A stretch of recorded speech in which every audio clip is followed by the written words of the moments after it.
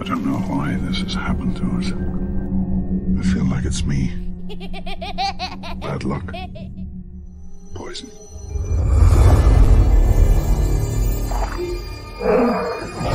Nemo! I don't know who you are.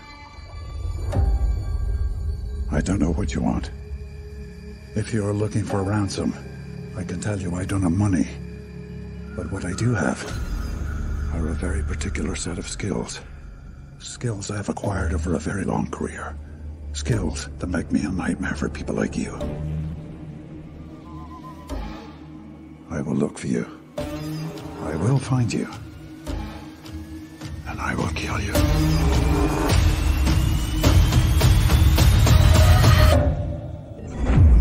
Here's Brucey!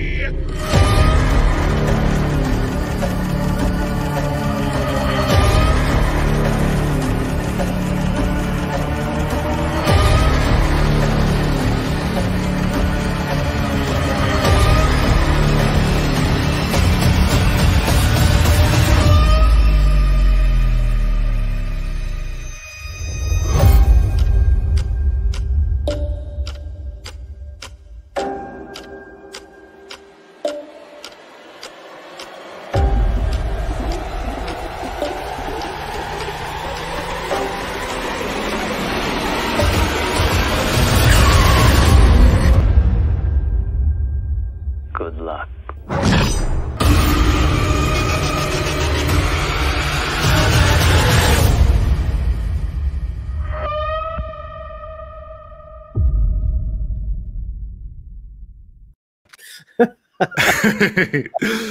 Well, welcome to the Slanted Yeti. We had a crazy week and just did not have time to watch some bad movies. So we just wanted to get in here and talk about the week and a couple stories and, you know, just have a good time together. Yeah, that's a great video, bro. Oh, thank you. I enjoyed making that one. I had a lot of fun. the Taken Nemo. It's like we're making our own titles. Slanted Yeti, the Taken Nemo. I know. Yeah, that's funny, man. I'm thinking for one of the next things, I want to flip it and do like a rom-com for a horror movie, that type of thing. You see, Yeti, that's where you excel, and you have to stay there. You know, stay in your dark, twisted, funny world. I know. Yeah, man. Oh, man. So how was your week? How you doing? I'm feeling great. I this morning, you know, what's going on here with Snowdub? YouTube unsubbed me. Oh, wow.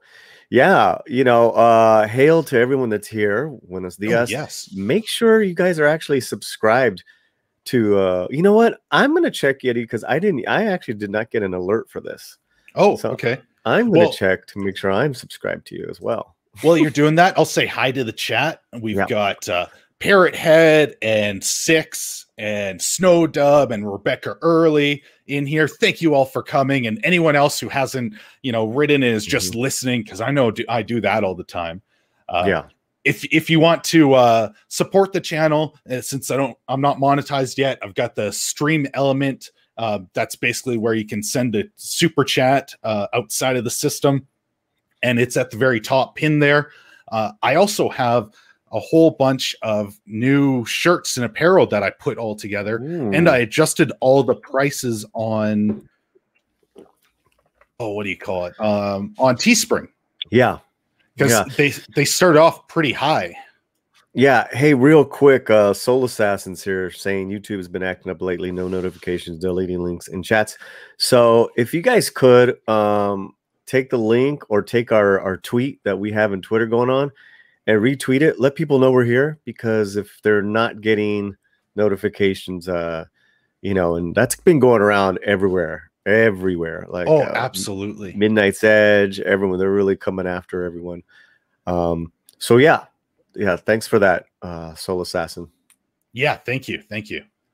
it's very annoying what they're doing with, I don't know, unsubbing people. And I know that's happened to me a couple times, and it's channels that I go to pretty frequently. It's not ones I've kind of, but you're inactive. Yeah. Right. That's the thing I don't understand.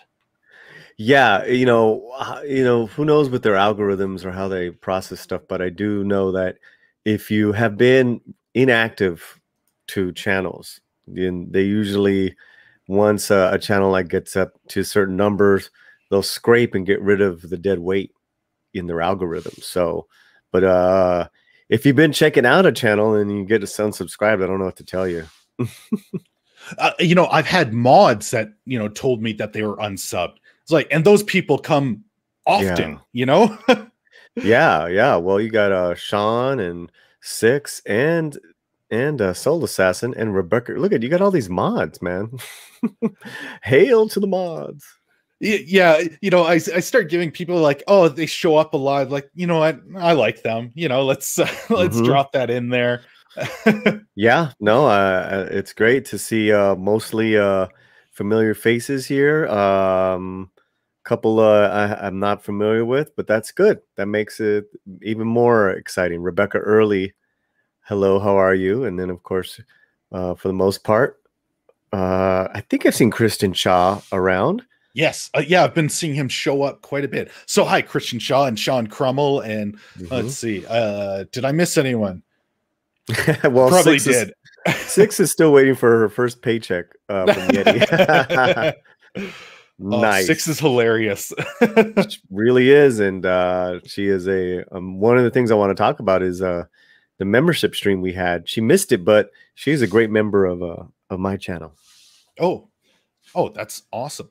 Do you want to get into that or go straight into the first topic? Yeah, man. Let's free flow. I'd say we go with Mortal Kombat. Who's seen it in the chat? What do you guys think? Yeah, I know. There's a couple things in the show that I wasn't, quite digging, but overall, I think there was a lot of cool fight scenes. There's a lot about the movie to enjoy. There's no politics stuff in there. It was just about, people fighting. Yeah. And I could get behind that. I enjoyed Godzilla, which will trigger Sean. Yeah. But like monsters fighting. Okay. I'm cool with that. Yeah. I thought Mortal Kombat was kick ass. There's stuff I didn't like, obviously. But I liked it enough to where it's like I'll see the next one, because it really left a cliffhanger. And I guess we'll be talking spoilers, right? So, sure, should we, or should just keep it kind of open? Well, we can ask the chat. Do you want us to go into any spoilers or keep it on, the peripheral of things? Yeah, because I can get really specific on why I didn't like it and what I did like, but that would mean kind of spoiling some stuff. But I just saw it, and we did the breakdown, spoilers on Midnight's Edge yesterday, and I saw it yesterday morning really early. Yeah, so did I. I ended up waking up. I watched it. One, because I knew it was going to be a subject, and two, I like Mortal Kombat, and I wanted to see that movie. The animated one was absolutely fantastic. So, I loved it. I thought the story in the animated one was definitely superior. It takes a lot of the plot of the original movie, the live action movie, and makes it better. It makes it more cohesive and gives more backstory to basically Scorpion. But you follow the Scorpion actor was just criminally underused. Oh my god, yes. Oh my god, he's such a wonderful Japanese actor. Was it Hiroki forgive me, anyone, if I'm not saying his name wrong, but I've seen him in a lot of movies, and he's always not like use. He's so striking. He's so amazing. He's so intense. I know. I think he's a fantastic actor, but he really does not get utilized in that lead role. And like you said, he was criminally underused in this movie. Because he would have been one of the best parts, and I was expecting to see him more.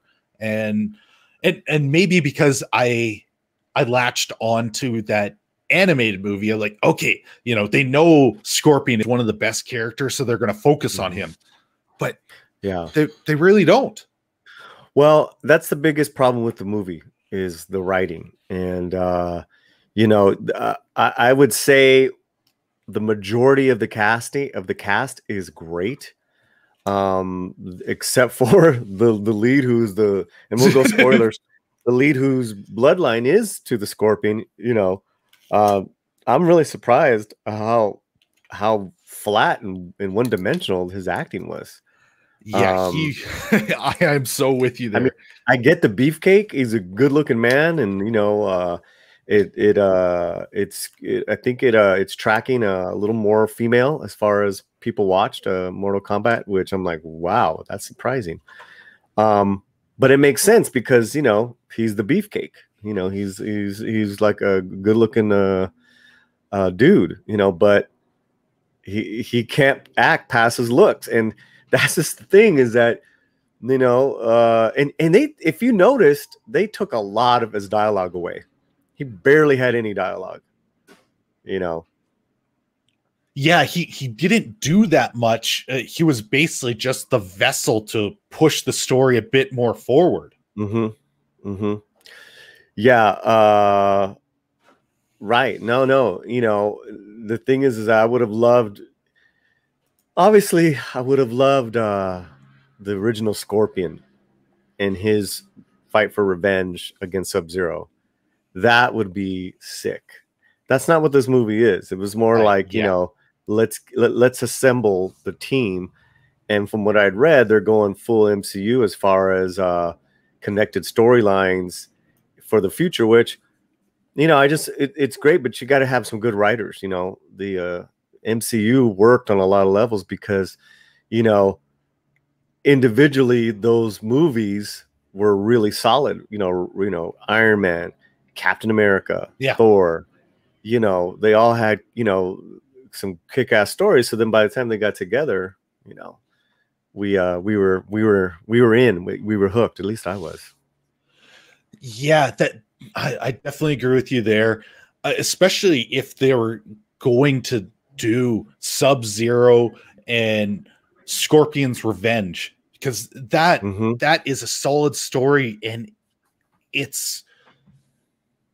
is so subdued in this movie. It opens with that, so you get this intense moment and you think it's going to build, but it ends, and then it goes to the plank of wood walking around and then right near the end, then you get Scorpion jumping back because the main character's blood got on the dagger and it like resurrected him or something. And so he comes back and fights. Like, yeah. I mean, and honestly, here is where I would have liked to have seen the bloodline jump to go to the daughter. I thought the daughter of was it Cole?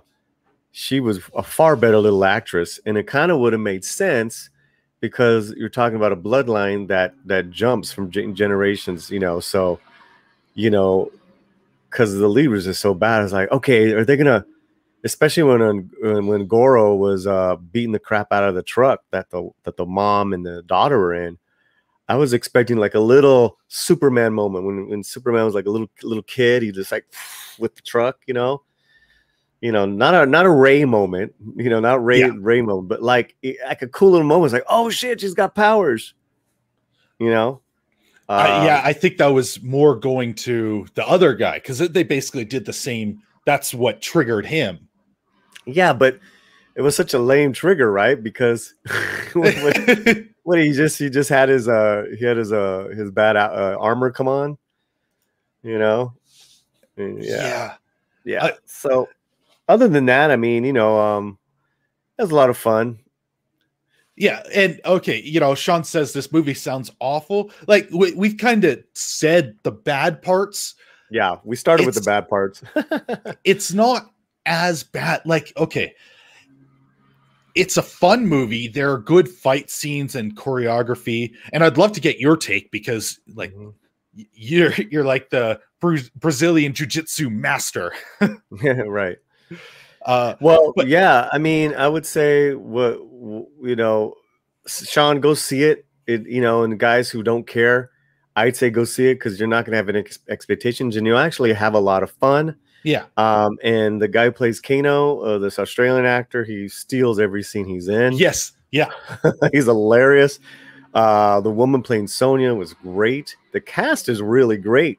It's just that, you know, you got to deal with the lead, and as the story goes along, he's in it less. He's in it, but he's in it less. And Luke Kane was wonderful. The one thing I didn't like was kind of his introduction. That seemed, I don't know, a little lame, but his flat. Yeah. But his character and the actor I thought were great. Although part of me wished he had that like pompadour haircut from the original. Well, and that's the thing too, is that, like, I know some people are complaining online or like, you know, this sucks. You know, it'll never be my Mortal Kombat from 1995. And it's like, you know, go look at that movie again. You know, a lot of that stuff does not hold up. You know? Oh God, no, it doesn't. You know, and the performances are really over the top in the first one.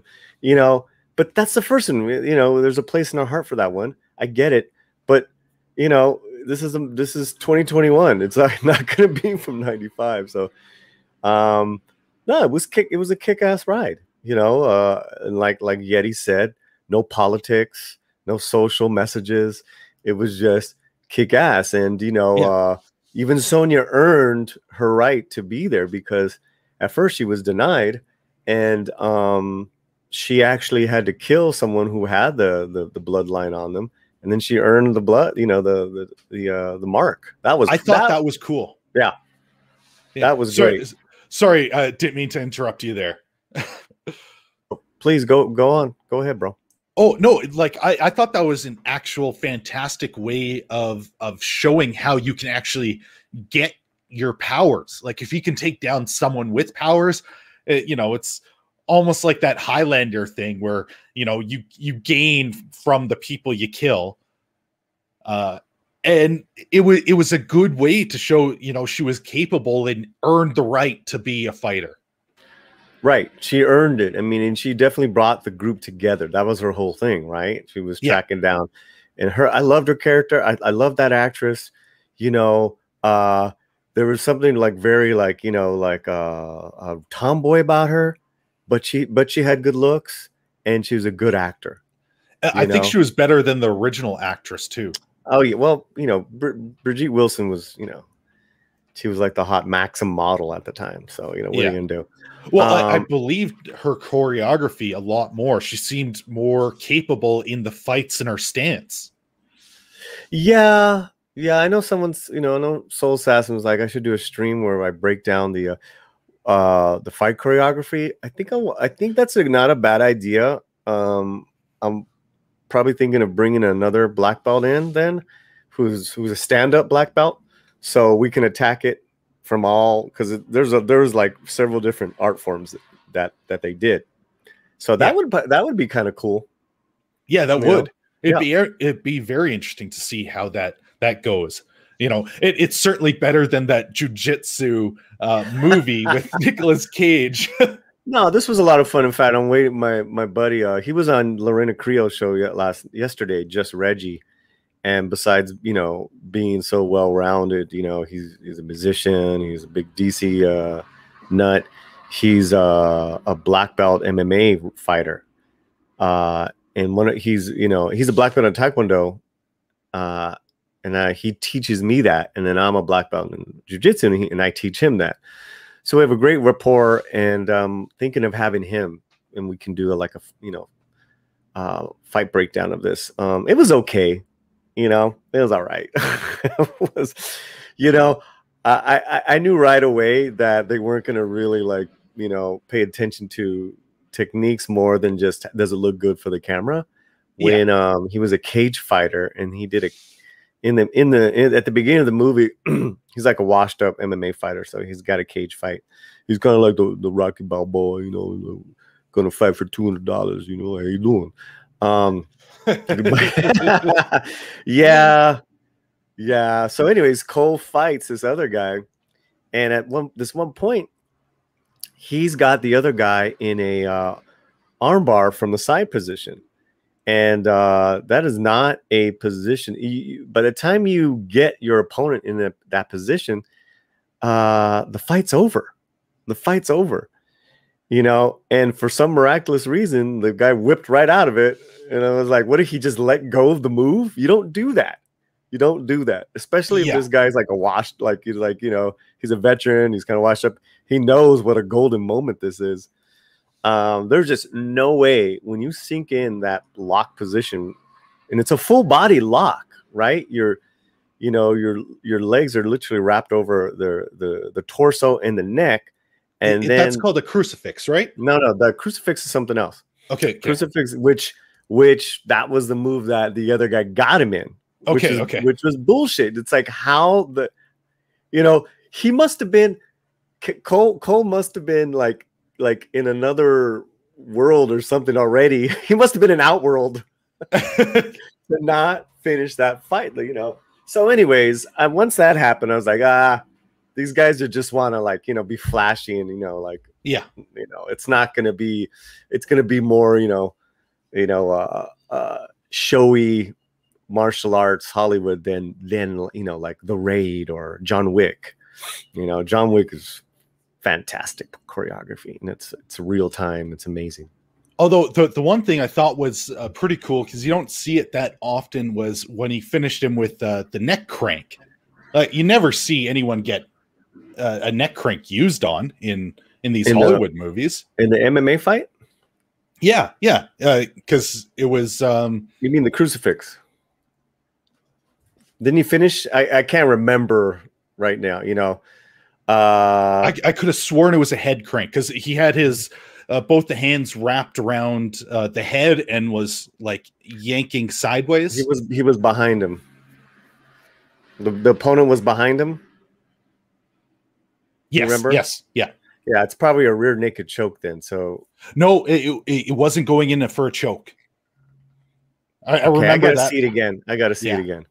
So yeah, that's really the only pure jiu-jitsu that was being done. It was early on. Everything else was stand up and all the sword fights and all that stuff. So yeah, man. Which I think is okay. I don't mind when it's not totally realistic. Well, that's because you're a normie with the martial arts. Yeah. And that's all right too, because it's like, but don't come to me and say, oh yeah, wasn't Kill Bill a great martial arts movie? I'm like, no. It's not that. It's fun, it's fantasy, it's shot well, but ain't no way. No. Zach 7 says, twisting his head, no choke. So I think it was a head crank. Yeah, the neck crank. All right, I'll check. Definitely, if we do a fight choreography breakdown of Mortal, like an all black belt, that'd be kind of cool. An all black belt panel. We'll take notes. We'll definitely watch it again, and I'll take just fighting technique style notes. Maybe I'll do that. Yeah, that'd be fun. Yeah, it sounds like a pretty good idea. And okay, so this brings me to the one thing I thought was kind of the least. The thing that bugged me the most. There was no tournament. The whole story was based around no tournament. They wanted to jump ahead to finish it, and we never really got there. Yeah, well, that's obviously going to be part 2, right? I don't know how they're mapping these stories out, but To me, this was more like let's get the gang together, see who's worthy, let's train, and then the bad guys are still messing with us. We haven't gone to, you know, because they got to go get Johnny Cage. Yeah. So I guess the way I was thinking it was more the structure point of view. You kind of need to see the tournament in the first movie so that you know what's at stake. And the second is more where they start pulling these other, you know, kind of, I know, techniques of backstabbing. But that would basically follow the second movie, and you'd be redoing the entire, you know, 90s version. Yeah, I think they kind of assumed that we knew already, so they wanted to take it to a different, you know, place. Yeah. But honestly, what about, the story's pretty weak. I think they have a lot of individual fun moments, especially with Kano. In the fights, cannot undersell that. Like, and the fights were kick ass. But I honestly would have loved an origin story just on Scorpion and Sub-Zero from feudal Japan, 1819 or 1810. That was just sick, man.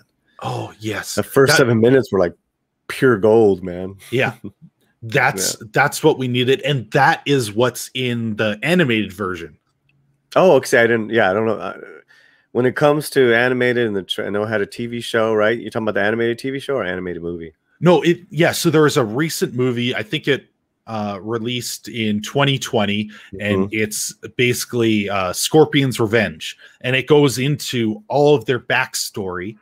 Yeah. And you follow them towards the tournament. But then it also picks up with, you know, the main cast of what was in the original movie with Liu Kang and Johnny Cage, and they're going towards a tournament. And so you get to see how Scorpion is killed, gets sent to hell. And then, that's cool. And then he's not like, he is so set on revenge. He basically fights his way out of hell in order to get back to Earth to kill Sub-Zero. Yeah. Like, no, I mean, I don't know what to tell you, man. You know, I think a lot of a lot is forgiven on a weak story when you have really good actors and great sound and great effects, which, you know, they had there's 3 rules, right? In independent filmmaking, right? So you got to have good sound, got to have really good actors, and you got to have a great story. Yeah. Okay. Because the audience is really forgiving. They know a low budget movie when they see it. They're forgiving on with a lot of things like that. But if you got a crappy story, crappy actors, I mean, direction wise, it was a fun movie. It looked great. Yeah. But you had weak writing and then a weak lead. It's like, so you really cringed around him. But imagine if Cole was done by a really competent actor. I think a lot of would have been forgiven. I think you're right on that. It would have resonated a bit more. It's still, I'm right there with What About, where what was he saying? He was saying doing the shortcuts of Scorpion's vengeful journey in hell, the Netherrealm, as he like comes back to finally get revenge on Sub-Zero. Yeah. Well, hell, Netherrealm, Outworld, they looked great. God, you just wanted to like do some fights there. Like stay over there. Yes. Yeah. The bad guys were just amazing. Yes, they were. Yeah. Killer. Although, they probably should have killed Sonya. Technically, they would have killed Sonya off a lot sooner. Because what's her name had Sonya, you know. Oh yeah, but she was deemed unworthy of being killed because she didn't have the mark. So stupid. What did Mad say? What's up, Matt Mardigan? Miss you, buddy. Hope you're well, man. I haven't streamed with him in a long time. Kano saved the movie, even with his ridiculous betrayal. Okay, I'll trust you, dude, that I fucked up, but no reason to doubt what you're telling me whatsoever. Okay, I'll trust you, dude. Yeah. Kano saved. Yeah, he really did. I mean, he he saved it on a lot of levels. You're absolutely right. What's up, Makani? Hey, man, thanks for dropping by. Yeah. Kano was by far my favorite part. It just the way he presented himself, delivered his lines, and was kind of, you know, a dirty fighter. Yeah. But he was hilarious. He wasn't a very competent fighter. And then we're forgetting about Jackson too. I like Jackson a lot. Oh yeah, that's right. Yeah, so because I going like people are like, "Wow, this sounds like a horrible film." I know. There are things to like. Yeah, listen. I'm gonna see it again because I have a friend who hasn't seen it, and she's a big Mortal Kombat fan. Jackson was great. I really liked him. I wanted more of him. I thought we were gonna get more of him because he was in the trailer. You know. Yeah, so did I. I expected more from that. I am curious what you think about how they got their powers, like how that was explained, because that was something I did not expect going into the movie. So did you have any big thoughts on that? Well, I mean, again, it goes back to the writing. Yeah, the thoughts is that they didn't explain anything really. I mean, there was a comment earlier, like, how did Cole, who was orphaned in Chicago, understand Scorpion, who was just speaking Japanese to him? Little things like that are important, you know. Explain his body armor. How does it work? Nothing was explained. All the kid said is use your uppercut. Yeah. Who? Oh, Cole Young. See, we're getting some good comments here. I don't remember him from the game, so he must be more of a recent addition. And now, if there's anyone in there that can tell me, he's completely new, correct? Anyone in the chat? Yeah, that's. I'm under the assumption that he's a new character. Ken Watanabe should have been Raven with Jet Li as Sang Soo. Noble names of character with solo high position. I mean. Okay, yes, anytime you're going to get those actors, but that being said, those guys didn't ruin the film. The actors that they did have in those roles, right? We needed a young Chow Yun Fat, a young Jet Li to be Cole, you know? Yeah. I mean, God, can you imagine? And I think the mistake there was the production team was like, you know, we're not going to have Johnny Cage come out the gate being the white knight, the white savior. And it's like, guys, Johnny Cage is so popular. You guys really shot yourselves in the foot, I think. You know, I wonder if that was the reason why they made, you know, Cole. And they are saying he was a movie insert. So that explains why. What I'm telling you. Yeah. Why I had no idea. No. I thought his ability was kind of stupid too. Right. Well, okay, so he's got literal plot armor. Like that's what his ability is. Yeah. I mean, yeah, exactly. What about Luke Kane was the lead and was the savior in the old movie anyways, not Cage. So that was very strange. You're right. So there were some so that being said, guys, it's a fun movie. I know it is. That's the thing. It really is. It still kicks ass. You know, it's fun to watch with, you know, popcorn, you know, and, you know, your buddy or girlfriend or boyfriend, you know, like that at the house, you know. So yeah, that's they wanted a diverse lead. I think most people are going to take the takeaway. It was, you know, really bad, but, you know, like Polly was saying, you can really enjoy this. There are good things, and the other actor, where is it? Someone just mentioned, I think Shang Lao, he was great. So I can't wait to see more of him in the future movies. Like I loved his portrayal. Yeah. Kung Lao was awesome. Yeah. So yeah, it was still fun. What Mad Mark Cole looked like a half-finished Batista ripoff from the man with the iron fist. Oh my god. Yeah. I mean, that's pretty accurate. Yeah. Now, how did you think this compared to that new Marvel trailer for the Shang-Chi?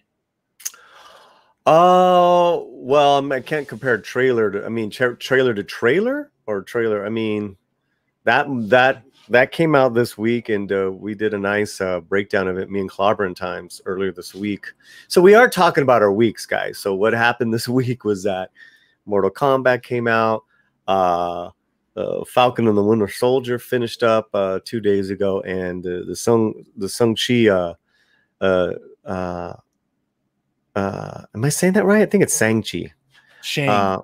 Yeah. I mean, I'm not the right person to ask. I can Neither be am I. saying it so wrong. That trailer dropped, and I really enjoyed. We broke it down. We had some fun moments with it. I really enjoyed the teenager Shang-Chi. He was in it for he's in the trailer a few times. You see him.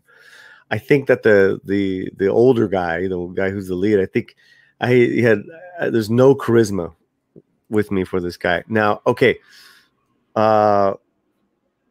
So go bright. Yeah. See if we could stop with his dad. I think you had right around here. Well, so that's what's his name? Death. I forgot his name. But the guy next to him is supposed to be him. Oh God. Okay, this is Tony Long. Tony Long has been doing great movies for the last 20 years. Including Red Cliff Part 1 and 2, The Grand Master, where he played Ip Man. And his Ip Man is just amazing. He's just such a soulful actor. So I'm excited that he's in this role as the dad, Wing Wen / the Mandarin, which he technically wasn't his dad, but that's what they're going for here. He's calling him his son in the trailer. So I love Tony Long. I mean, Tony Long or Donnie Yen any day of the week I will take. He was also Tony's got such a range. He's done like romantic dramas. I mean, he's not just a martial artist. He's an incredible actor. So it's such a big win. I almost wish he was like, this was done 10 years ago and Tony could have been the lead. Okay, so yeah, sorry, man. I just go off on that. No, go for it. I was letting you go because you had some good takes on this. Well, and that's the thing, Sean. Listen, there's just a longing. I get it. I get why. Excuse me. My fellow, Asian brothers and sisters that are working in the business, why they're so geeked out and excited right now. It's just a good time for a lot of, because this, it hasn't happened in a while where you're having quality action dramas drop at the same time within the same calendar year, and the Asians happen to be the leads. It just doesn't happen, and you're just not going to see this for a while again. So they're enjoying it. But technically, you're right, Sean. There has been wonderful Asian leads for over 60 years in Hollywood. Jet Li was one of the probably highest billing movie stars at the time. I watched everything he put out over here. I loved his films. No, he had a run where he was like, with was it DMX, Lethal Weapon? He was the it factor. Yeah. So that was he had a nice run in the mid 90s to the aughts. Yeah. He just kind of slowed down because of age.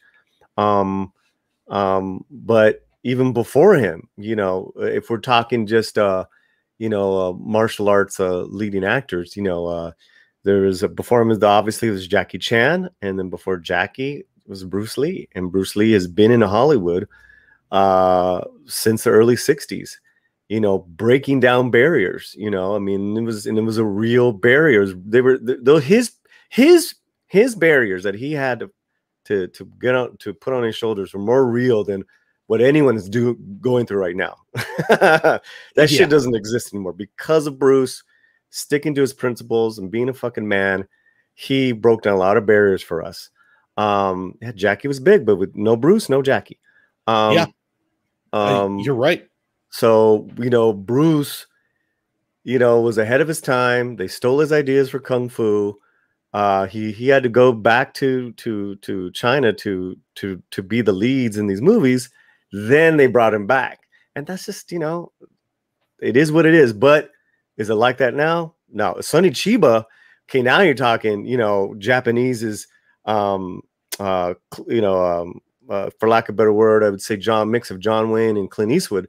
Sonny is so okay. So you can say that too, then, right? For Chow Yun Fat, for Sonny Chiba, but they're all, you know, from either, you know, Hong Kong or Japan or, you know, the Hong Kong cinema. So that's separate. That's all, you know. Sonny Chiba, I don't even know if he was in an American film besides Kill Bill. Was it 1 or Kill Bill 2? I'm not sure. Okay, well he goes right. Well, she goes to Japan to get a Hattori Hanzo sword made, and the guy making the sushi. Do you remember that? Yes. She goes into a sushi shop, and the guy making the sushi for her, that's Sonny Chiba. That was Quentin Tarantino giving his respects to Sonny Chiba. Was like, can I put you in my film? That's Sonny. You know, very handsome man, like, you know, like just very like fucking manly and just a baller back in the 70s. Oh, he was in 1 and 2. Okay, yeah. All right. Well, that being said, you know, there's been a great recent history. I mean, you know, I'm 50, so what? Oh, he's great. This guy. This guy, like just in this quick little play, you see more expression, more angst, more charm than the lead actor. The lead actor, I'm in fear of, like, this guy's just he's got a real blank look on his face. I'm like, another Cole. Well, I don't know. We're going off a trailer. You gonna play a little bit of it, or are you gonna... Sure, yeah, just a little bit. So there he is, and that's his dad watching him. Razor fist. So there he is. There's Tony Long as Wing Wu Mandarin. Just that face, man. There's just, look at the landscape of this actor's face. You're just like, please be the lead. Please be the lead. Yeah. Yeah, well, man. Yeah. And, I just want to bring up what was Jackie Chan. You know, he's a guy that I don't think gets enough respect for what he did, because he's always done all his fights, and they have to slow down segments because they're moving too fast with the guys he works with. Yeah, well, Jackie Chan, his pedigrees, he came from the Peking Opera, right? So he's a master acrobat, master with his body. That's why he's so creative with his choreography and very Western friendly, you know, because it was like, you know, like cleverness and animated and fun. That's why Rush Hour was amazing and huge. Yes, yeah. You know. But yeah, no, I think Jackie has been celebrated. In fact, I know, you know, when the MTV Movie Awards was a big thing, they gave him a top prize, and Quentin Tarantino presented it to Jackie Chan, and this was like 20 years ago. So Jackie has always gotten cred. Well, I guess I'm thinking more for how long he's gone, because he's still doing some amazing work. And you know, the guy's like late 60s, early 70s, and I haven't seen anything recently. I haven't seen anything recently. He's a nice man, very cool. But again, there's, you know, and it's just a new generation. Yeah, no shit. It's just a new generation of Asian actors, and we'll see how they pick up the mantle. You know, Yeah, I still would absolutely. like to see a Donnie Yen Hollywood movie where he's got a big role. Donnie Yen, he played Ip Man in all the 4 Ip Man movies, and then he was in he's in another movie, a great film called, and it has nothing to do with the Flash. It's just called Flashpoint. Yeah. See, like, this actor to me is just so like ordinary looking. There's nothing really special about his look. And for leading men, and he got a little like wire work, that's pretty incredible. So yeah, there's Razor First. Now I do like this. We broke this down. I do like physically what he does here in the bus, and then how he saves a couple people, and then Yeti. There's an Easter egg in there. So if you want to, you know, skip a little bit.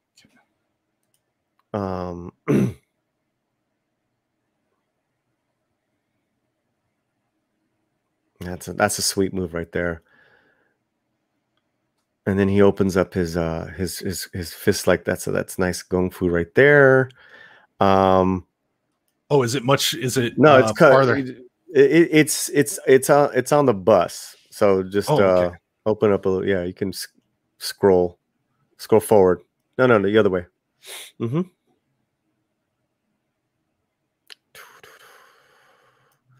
Yeah. Okay, so now slow play it. Okay, another frame right there. Okay, look at the guy on the left.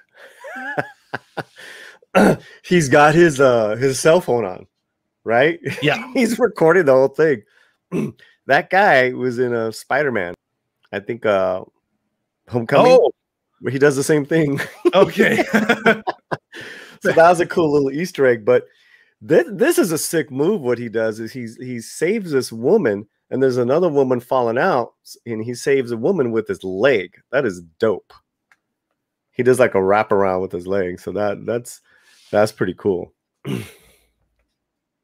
You know, so you know, I'll go see it. I'm gonna see anything that has martial arts, honestly. Yeah, I'm probably going to see it. Mm-hmm. But I know. But as far as great, I'm sorry. Go ahead, bro. Oh no, I was just going to say like that's why I was excited to see Mortal Kombat. That's basically where I was going. So go ahead. Yeah, I'm going to share the screen. Because as far as like great Hollywood, what are your favorite Hollywood? I put a question up on my post, on my community post. What are your favorite Hollywood martial arts / action films? And I only gave people 5 to choose from, right? That I thought were like just amazing, you know, martial arts: Enter the Dragon, John Wick, The Raid, Bak, and Bloodsport. So it's John Wick. So you would pick John, right? Yeah. Looks like they're a strong second place. Enter the Dragon is number 1 so far, and then Bloodsport, then The Raid, which I'm kind of surprised because The Raid is sick, and then Bak. I would out of this, I would honestly, as far as martial arts would go, Enter, Bak, John Wick, maybe tied, and then Bloodsport first. Yeah. Well, okay. I'll give you my rationale. That's because the cinematography that went into John Wick. Oh no! They had so many long sequences without any cuts, and they showed all the action. Like they have to pull that off in order for it to get on screen. And so many of the other ones have those basically cuts to hide mistakes. Right. But John Wick, it's like they had to be perfect for very long segments, and it was just fantastic. Well, John Wick is the fight choreography and the director, they're the same as Atomic Blonde, that starred Charlize Theron. They're called 8711, and 8711 are martial artists, stuntmen, and it shows they just know what. Not only do they know what they're doing, they know how to film what they're doing. They will spend months doing their fight choreography at their warehouse with the actors, whatever. Then when it's ready, they'll recreate the scene there, and they film it over and over again. And then when it's ready, they, wherever the set is, they go there and do it. I mean, those guys are pretty amazing. Look them up. 8711 fight choreography. Oh yeah, I was so impressed by that film. That's got to be one of my favorites of all time now. Just one, it's also shot beautifully with the different imagery and like the neon and the different settings that it goes through. It's all beautiful to watch. I just thought of this, Soul Assassin and fellows that are really into this. I got a buddy who not only is he's affiliated, he's like loosely affiliated with 8711. He's a black belt as well, and a Muay Thai fighter. I want to get him on, and then just Reggie. But my buddy I'm thinking of, he was in Desperado in the the 90s movie Desperado. Oh, nice. And he does a sick spinning back kick to kill this guy. I'm like, you know what? It's we gotta bring him on the show and have like a real nice martial arts breakdown of movies. Yeah, absolutely. Yeah, you guys could definitely do that really well too. Yeah. So yeah, that's cool, man. I think we've we've exhausted these martial arts topics, but yeah, it's all good. So I have one other story about Disney and Sony announcing their huge content licensing, or you could just go into some of the things that you went through this week, because you had a couple very cool events for your member stream that, well, personally, I haven't seen anyone on YouTube doing anything like that. I was impressed. It was very cool. Yeah, thanks, man. I mean, just really quick, and I know I have one or two of your subscribers in the chat that are members of the Latino Slant, and I knew well before we were, I knew the perks way before I got to there, right? It was already planned out in my head. And then me and Mexican Iron Man did our due diligence as producers, and we were ready to to really take care of our members. And now then you were part of it. We got monetized and all that good stuff. And now I'm up to 24 monthly members. So instead of like, we're doing all the other things that a lot of these other YouTubers are doing, as far as like, merchandise discounts, shout outs, membership streams. But what I wanted to do is once a month give my members a free concert, like with a live music band, which is going to happen, right? And a movie night, not just a regular movie night, Yeti. No, it was not. A movie with the filmmaker. Yeah. And it's private, right? As far as like that initial live experience. So me and Yeti was there. We got to hang out with a filmmaker this week and his movie. Then he brought in two of the lead actors that were also producers of the movie, because it's like a lower budget end film. And it was fantastic, man. You got to ask questions. We had a couple other members, it was wonderful. Oh yeah, it absolutely was. And the movie is called Monday. Just for the anyone. Movie's called Monday. Yeah, you know what? Let's, I have a 1-minute trailer. Do you mind if we play that? Yeah, absolutely. So people can see what we're doing here. Here, I gotta go out. I have your window open. Here, let's go to the. So, yeah, man, and those things with when you're with these filmmakers and they're they give you insight to Hollywood and to how Hollywood works and the good stories that you just would never hear. We're so used to like, Hollywood and, the politics and all that stuff, all the shit that we document and talk about.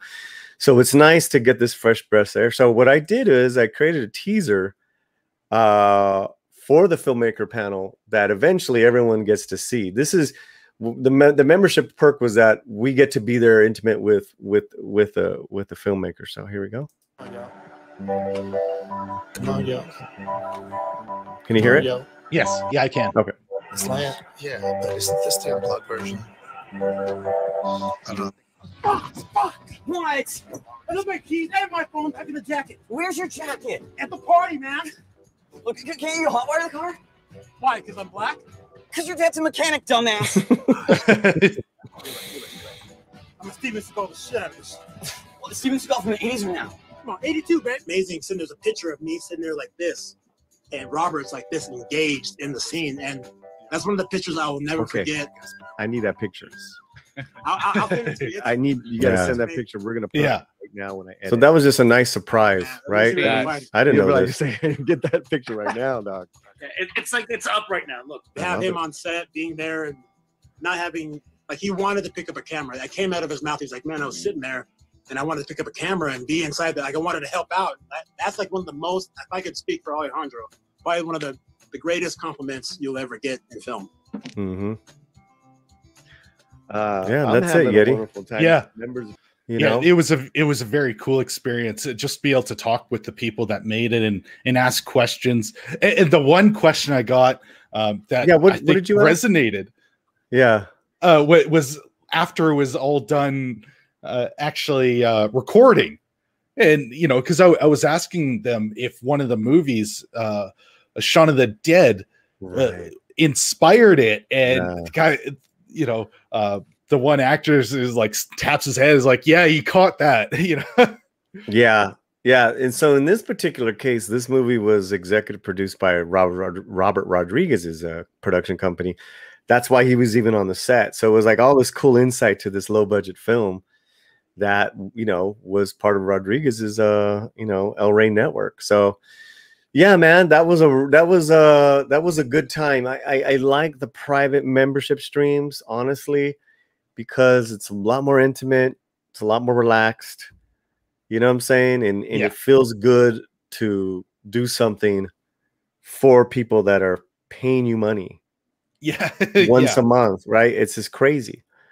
It's like, all right, I'm not gonna let people pay me money every month. And I'm just giving them a discount on a t-shirt. Fuck that. Yeah. I'm going to call in some buddies. I already got the next film lined up, the next filmmaker, So it was great, Yeti. And I'm really happy you're able to make it. Oh, yeah. I had such a good time with that. So I really appreciated being there. Yeah, bro. Yeah, hell yeah. So yeah, that was it, was a good week. And, I'm debating on whether a Falcon and the Winter Soldier wrap up, because I've finally saw the last episode, and I know it ended season 1 or whatever it is. So, man, that's about it as far as entertainment, man. Yeah, it's been a fairly slow week in that regard. Yeah. There just hasn't been. I was looking through and trying to see what's been out there, and like, there's nothing that jumps out like, oh yeah, I need to talk about this. I need to talk about that. Yeah. Oh yeah. I mean, nothing like earth shattering other than, like a couple of cool trailers dropped. Speedy Gonzalez got his new poster for Space Jam. I love that. I thought that was a sick ass poster. Here, let me show you the poster. Let me see. How do I send you a post? Can you just share screen? Yeah, but what do I share screen to? Well, if you have it, you can just bring it up in in your pictures in my desktop. Yeah. All right, hold on. Okay, let me. So, you know, technically this photo has been the poster has been around for a minute, but you know, when you have a slow news week, you kind of look for other stories. So that's where I was looking. Let me see where window. Oh yeah, here we go. Gotcha. Yeah. And I was like, damn, this is badass. I am so glad that he's brought back, because it would be a travesty if that character was deleted just because of, you know, the BS that went around it. Yeah, no, totally. Well, look at no one. No, I don't know too many people that are gonna see it just because of, you know, their feelings towards LeBron James. You know, maybe his politics have killed it for many people, but you know, I will probably see this later on down the line and give it a couple dollars just because, you know, Speedy and Gabriel Iglesias is a part of this. But I mean, as a poster goes, I think this is kick-ass. He's pushing off his left foot and laying it up with his right hand. You know, hopefully he's going back in for it. He's going in for a dunk, because, you know, Mexicans do know how to dunk the basketball. So yeah, man. You know, the one thing with that movie that, you know, really bugged me with this whole situation is, you know, they go to cancel Speedy Gonzalez and Pepe Le Pew, but in the trailer they also have the guys from A Clockwork Orange. Like, okay, those guys are so far beyond bad in comparison. I don't know how that can get by and be okay, but these cartoons are the ones that have to go. Like, what world does that make sense? Yeah, well, in their world, because it's like, you know, they're justifying it probably because, you know, those Clockwork Orange guys, represented, going against the system. I don't know, whatever, you know, Kubrick, I don't know, but it's like, well, you know, those guys were psychotic killers, you know. So yeah. I mean, you know, they're, you know, trying to get away with throwing in a little shit like that. So what are you gonna do? Yeah, you know, that just kind of speaks a bit more to the hypocrisy of things. Yeah. I'm with you, man. I'm with you. You know? I mean, when A Clockwork Orange came out, it was banned in countries, and I think it was censored or had a real issue coming out in the US.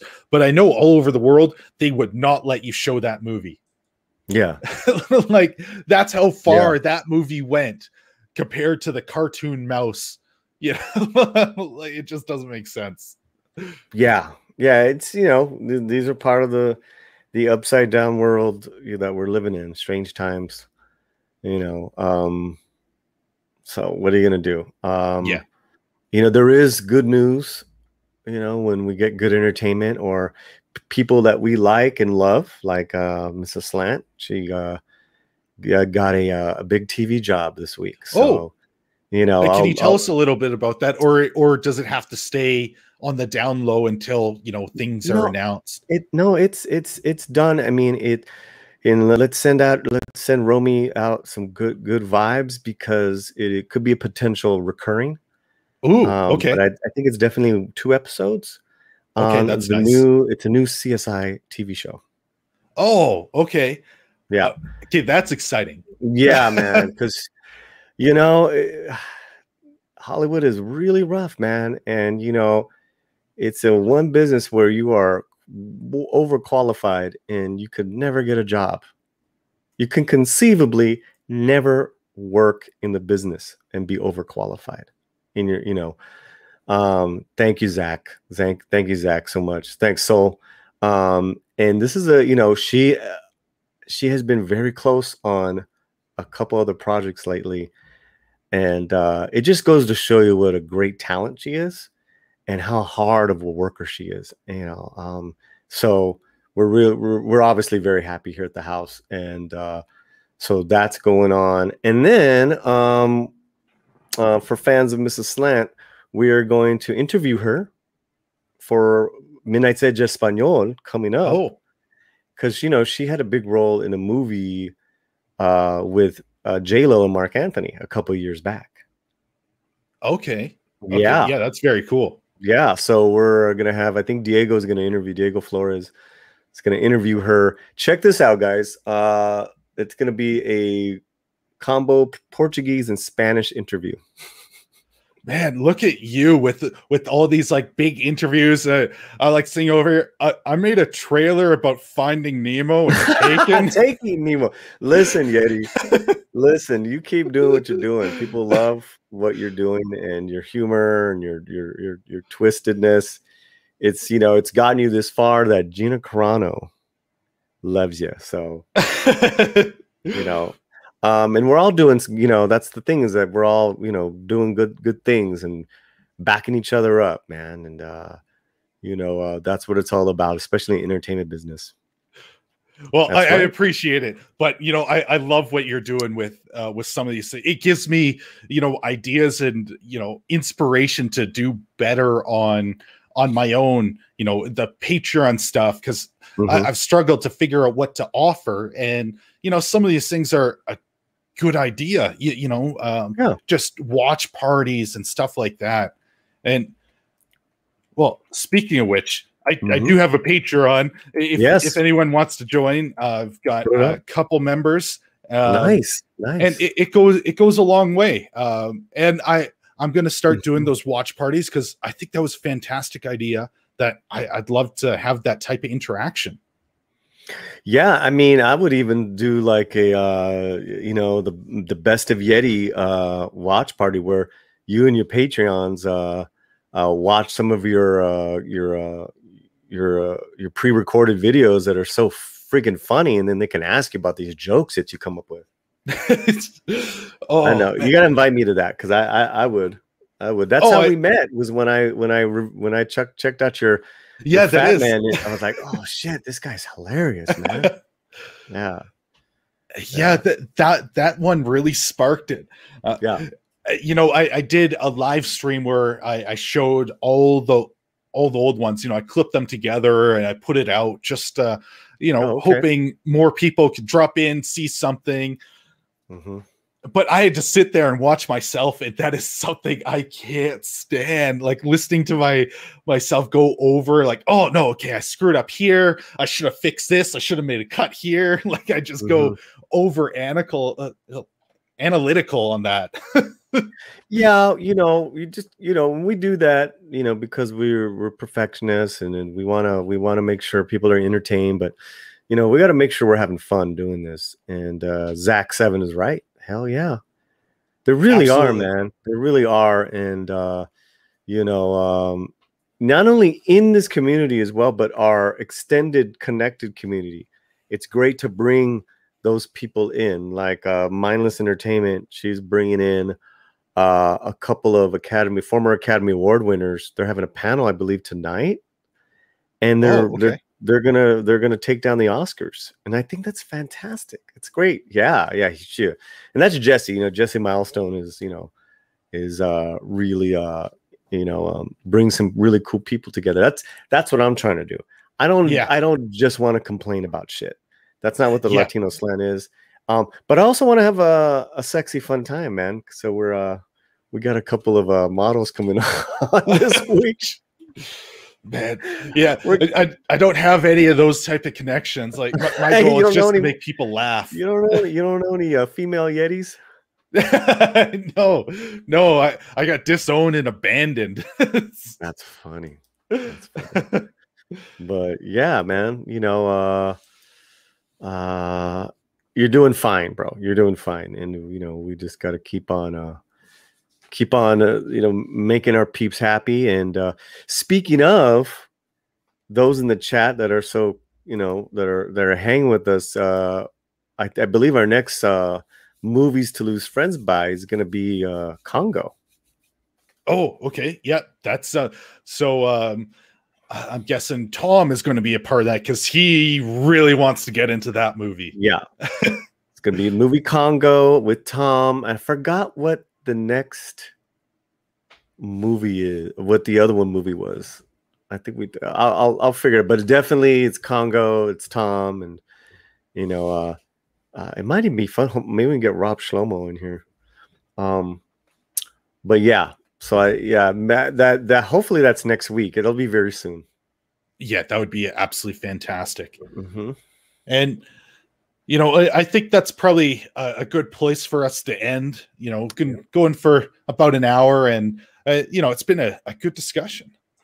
Yeah, man, and we're really happy that you guys are here hanging out with us. Zach 7 taking out the Oscars live. I don't know if it's tonight or tomorrow. If it's live, then it's tomorrow, right? So just look at her channel. I just saw it. But thanks to everyone in the chat. Yeah, thank you everyone for coming. I love talking to you guys. You're one of the reasons that like keeps me coming back, just because I like seeing what you have to say. And half the time it makes me laugh harder than anything I see on TV. There's like more creativity in here, and it's just fun to interact with everyone. So yes, I agree. And then also to the one downvote, we got one downvote before the stream started. You must really love us. I know. I don't even know what it was. Like, there was nothing in the title. It was just like, you know, a week in review. Like, what is there to hate about that? Yeah, exactly. I mean, they must really love you or me. I'm debating on whether to bring on. I do have I don't know if they're a YouTuber, but I do have one person that has questioned my representing the Latino community, which I never claimed to do, but they're not too happy with what I put out. So I'm like, all right, man. Well, you know, peace be on to you. But if you ever want to come on the show, let's chat. You know, okay, that's but I'm debating that because that could backfire. That could be a hot mess unless I got my boy Shellback with me. What's up, Shelly? Yeah, like that could go either way. I could see it being very good because you know, it shows in one way you're open to criticism or discussion, you know, but on the other, they could just be a hot mess and just derail everything. Yeah, that's what makes me want to not do it live. Okay, that could be a smart thing. Pre-recorded, so afterwards, like, okay, maybe we don't put this one up. You know, I think the more controversial the figure, then the more heated it's going to be with the chat, no matter what. So, if you want that, you know, then you go live, or if you want something like a little more like a substanced interview, then I'll just record it. I have this other author. I'm debating on bringing him on because he's so Latinx and he's so like, you know, let's burn it all down. Okay. But he's part of my connected Latino entertainment community. So I'm like, So I got to think about that. Yeah. Okay. Yeah. That'd be interesting because again, that could go either way. I know, you know, talking to you, you've expressed like, yeah, don't say that. I remember you saying when we were going over some story about Cobra Kai and they had Latinx, and you're like, dude, no, don't say that. We're Latino. You know? Right. Yeah. You know, and there's people I respect that use that term, but it's, you know, I'm not gonna turn my back on them. You know, that's you know, I don't go that way. But you know, I have my opinions. So yeah. But you know, whenever you're gonna bring someone on that's like, you know, really controversial or whatever, it's like it could go bad or it could go really bad real quick. And then it all depends on how they end up speaking to you, because you know, there's some people that you can end up going into have a good discussion with disagreements, but others that don't take that very well. It's like a personal assault on them if you disagree. Yeah. And yeah, you don't want that. No, man. You know, again, and it's like, then it's, you know, and then if whether it's your stream or going on someone else's show, I always like to know what I'm getting myself into. So I've really have pulled back from just jumping on blind streams when I'm invited by a person. Yeah, I started doing that too, and I started to realize that needed to do, you know, a bit of background to learn what the person is about, and you know how I can interact and stuff, because there's it's a crapshoot out there, you know, for what you're gonna get. There's good, there's great, there's bad, and it's all up on YouTube. Like, there's such a wide variety that you just don't know. Right. You know, yeah. And, you know, I've recently had like some really opinionated gentlemen on my show, but I've listened to their podcasts, I've done my work, and you know, I like what these guys are saying. I might not agree on everything, but I really like, you know, our discussions. And that's what it's all about. And like you said, and then it's up there on your page, and you know, for people to check out later. Yeah, that's another thing I like to do, Yeti, is like with these interviews is try to keep them as evergreen as possible. So there's not an expiration on them. Yeah, that's something that I wanted to do. I think I probably do a little bit less so with the streams, but the content, I think it can stay evergreen. Like the videos I put together can stay that way. Yeah, for sure, man. But yeah, with that, I think I'll just say that I adjusted all my prices on Teespring. So if you want to check that out, I got some really cool designs up there, and I went through, it took hours because you have to do them individually. Oh, wow. But I made them more affordable because, well, when they have a set price, and when I went and looked at it, it was like, okay, this is a lot more than I would want to charge, and I just want people to have cool things. So I decreased them across the board, and yeah, it literally took hours to go in and individually change each price. So yeah, I put the link there, and here, make sure you go subscribe to Latino Slant if you aren't. So the link is also there, and anything is in the description if you missed that, you know, and I'll just say thank you, and we will see you guys next week. Take care, guys. Have a good one. Bye, everyone. Peace.